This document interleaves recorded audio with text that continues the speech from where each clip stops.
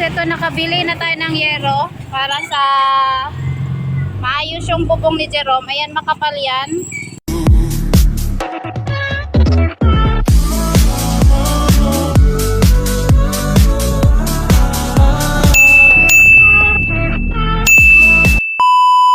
Hello everyone, magandang buhay. So, punta tayo ngayon guys doon sa bahay ni Jerome. Update ko po kayo doon sa nabili nating materyales. Ayan, mula sa ating mga generous sponsor.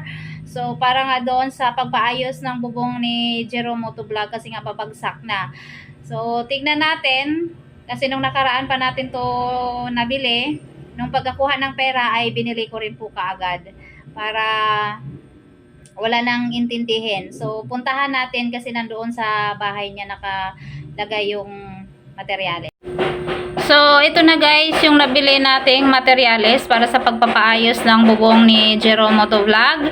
So, pinagkasya lang po natin yung nalikom nating pera na halagang 4.5. So, nakabili po tayo ng 5 pieces na yero, number 24, 3x8. Tapos, 550 ang isa. Pero nakatawad kami ng konti. Tapos, 2 kilo na umbrella nail.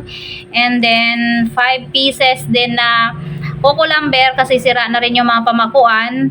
5 pieces na 2x3x12. 5 pieces na 2x2x12 naman. And then, 1 kilo na detres na pako. Tapos, 1 kilo din na pako na D4. So, ayan yung nakalagay dito. So, pinagkasya lang po namin kung ano yung nalikom natin. So, maraming salamat kay Sir Kalakbay and Roma at sa isang generous sponsor din, Anonymous, ayaw niya magpabanggit.